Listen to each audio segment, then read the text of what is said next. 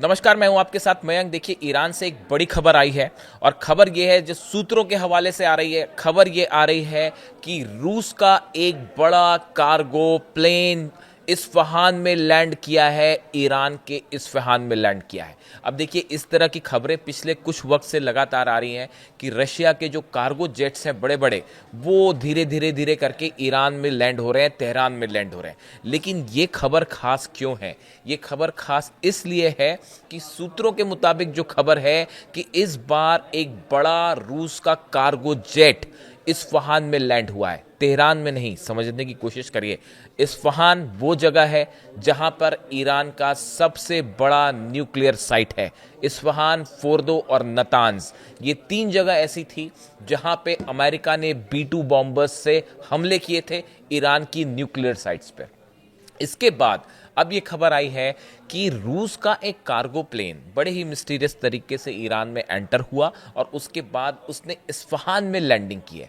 अब ये बड़े सोचने की बात है, इस खबर ने, ये सोशल मीडिया में कई साइट्स पे इस तरह की खबरें हैं। अब ये अपने आप में एक बड़ा सवाल पैदा हो रहा है कि आखिर रूस का कार्गो जेट क्या सामान लेकर इस्फहान पहुंचा, उस जगह पर पहुंचा जहां ईरान का सबसे बड़ा न्यूक्लियर साइट है।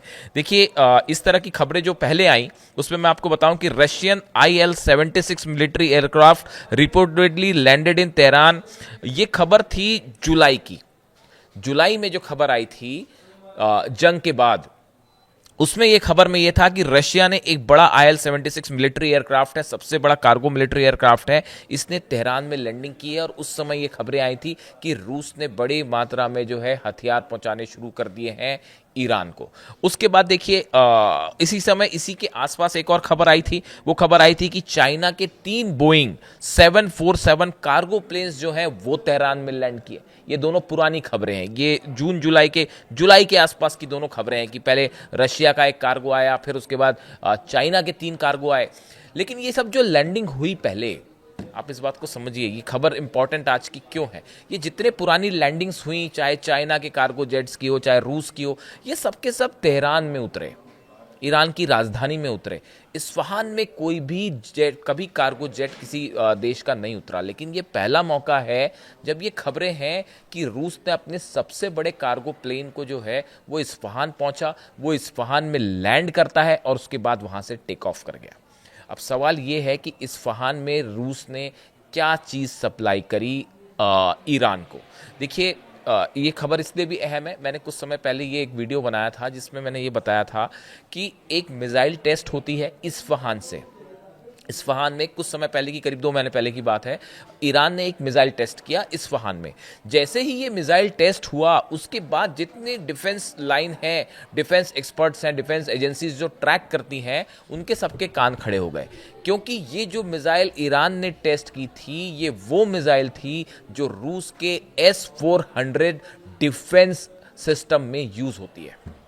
जब मिसाइल फायर होती है, देखिए, जब भी कोई मिसाइल फायर होती है तो उस मिसाइल के बारे में दुनिया भर की तमाम एजेंसीज जो हैं वो परखने में लग जाती हैं कि मिसाइल क्या थी, क्या टेक्नोलॉजी हो सकती है, किस रेंज की हो सकती है। तो जब इस्फहान में ईरान ने मिसाइल टेस्ट किया करीब 2 महीने पहले, तब तुरंत ये बात निकल के सामने आई कि भाई, ये जो मिसाइल फायर की गई थी, ये नॉर्मल कोई बैलिस्टिक मिसाइल नहीं थी। ये वो मिसाइल थी जो रूस के S-400 डिफेंस सिस्टम में तैनात की जाती है, और ये मिसाइल इस्फहान से फायर की गई। इसका मतलब ये निकाला गया कि क्या इस्फहान के आसपास रूस ने का दिया हुआ S-400 सिस्टम, देखिए इसमें कई दावे इस तरह के हो रहे हैं कि रूस ने जो है S-400 सिस्टम दे दिया है, और ये उसका पहला सबूत था जो ईरान ने टेस्ट फायर करा मिसाइल, और वो ये बताया गया कि वो S-400 की मिसाइल है। इस बात का सबूत था कि रूस ने जो है वो S-400 दे दिया है ईरान को। बात नंबर 1। और बात नंबर 2, ये भी बात सामने आई कि ईरान ने अपना मिसाइल डिफेंस सिस्टम जो है इस्फहान के आसपास तैनात भी कर दिया है, और इसीलिए उसको टेस्ट भी किया गया। अब बड़े गौर करने की बात है कि ईरान ने अपने किसी परमाणु साइट के आसपास अगर मिसाइल डिफेंस सिस्टम लगाया है तो उसकी कोई बड़ी वजह तो होगी, उसकी कोई बड़ी वजह तो होगी। बात नंबर 1। बात नंबर 2, रूस का कार्गो प्लेन सीधा इस्फहान लैंड करता है।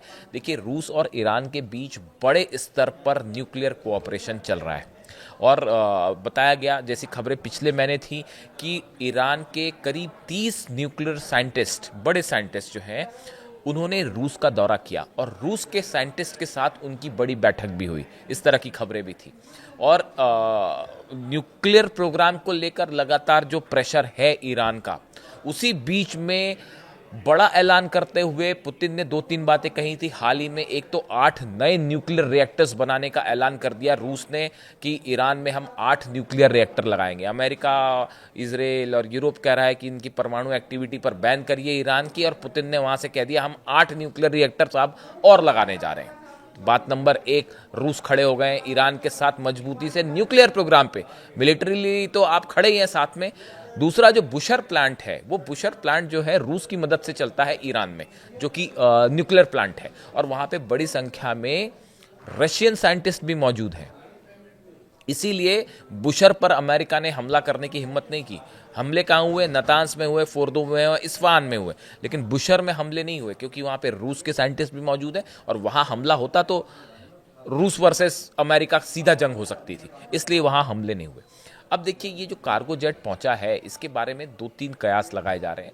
पहला कयास तो ये लगाया जा रहा है कि जो ईरान और बड़ा समझौता ईरान और रूस के बीच न्यूक्लियर प्रोग्राम रिएक्टर्स को लेकर हुआ है, क्या रूस ने कुछ ऐसा सामान पहुंचाया है ईरान जो कि इस न्यूक्लियर प्रोजेक्ट से रिलेटेड है? कई बार ये कहा जाता है सेंट्रीफ्यूजेस, एक मशीन होती है जो कि न्यूक्लियर एनरिचमेंट के लिए बड़ी ज़रूरी होती है, और एटम बम बनाने में भी सबसे इम्पॉर्टेंट पार्ट होता है। अगर मैं सरल शब्दों में कहूँ, हम टेक्निकलिटी में नहीं जा रहे, तो वो सेंट्रीफ्यूजेस प्रोवाइड करने में ईरान को क्या कोई मदद मिल रही है रूस की तरफ से? ये एक बड़ा सवाल है। इसके अलावा देखिए, बड़े सारे कंपोनेंट ऐसे हैं इस्फहान में जो कि हमले में तबाह हुए, डिस्ट्रॉय हुए। जब हमले हुए B-2 बॉम्बर से, तो उस परमाणु साइट को नुकसान पहुंचा, कई सारी चीज़ें वहाँ पे जो है क्षतिग्रस्त हुई। हालांकि ये बताया जाता है कि ईरान का जो एनरिच यूरेनियम है वो कहाँ है, वो कोई नहीं जानता। वो बड़ी साधारण सी बात है कि वो सेफ है, सुरक्षित है, इसीलिए बार बार वेस्ट को चिंता हो रही है, अमेरिका को चिंता हो रही है, इसराइल को चिंता हो रही है। तो वो न्यूक्लियर एनरिच यूरेनियम है, वो तो सुरक्षित है, लेकिन जो पार्ट्स तबाह हुए इस हमले में, क्या उसकी रीबिल्डिंग के लिए जो सामान आना चाहिए वो रूस प्रोवाइड कर रहा है, या इन साइट्स की सुरक्षा के लिए जो डिफेंस S-400 डिफेंस से जुड़ी जो मिसाइल्स हैं, जो बैटरीज होती हैं, क्या उसको प्रोवाइड किया जा रहा है? ऐसे तमाम आकलन है। और देखिए, ये जो गतिविधियां हैं पिछले कुछ समय में, आप देखें ईरान, इस तरह की बार बार खबरें आ रही हैं कि ईरान के जो न्यूक्लियर साइट्स हैं उस पर जो है तेजी से एक्टिविटी बढ़ी है।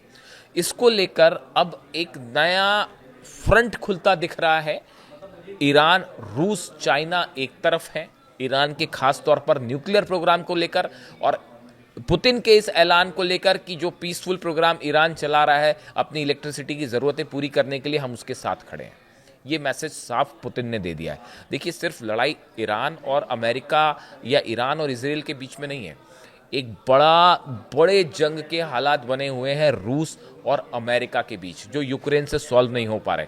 और मिडिल ईस्ट जो है वो एक बैटल ग्राउंड बना हुआ है। असल में मिडिल ईस्ट में जो पूरा मामला चल रहा है, वो मिडिल ईस्ट में प्रभाव कायम करने का है, जो कि कोशिश हो रही है अमेरिका की तरफ से इजराइल के जरिए। इस सूरत हाल में 2 दिन बाद नेतन्याहू जा रहे हैं ट्रंप से मिलने। मैं अपनी हर वीडियो में इसका जिक्र कर रहा हूं, इस मुलाकात का।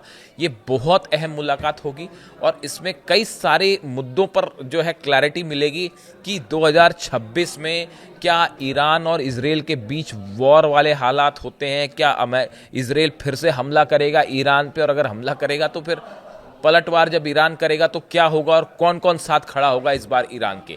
ये बड़े सारे सवाल हैं जिनके जवाब शायद अगली मुलाकात से 2 दिन बाद, 48 घंटे बाद जो मुलाकात होनी है, इसमें कुछ ना कुछ निकल के सामने आ जाएगा।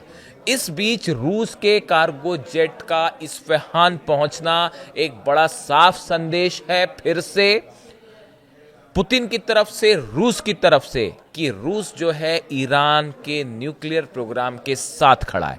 ईरान हमेशा ये कह रहा है कि हम न्यूक्लियर बॉम्ब नहीं बना रहे।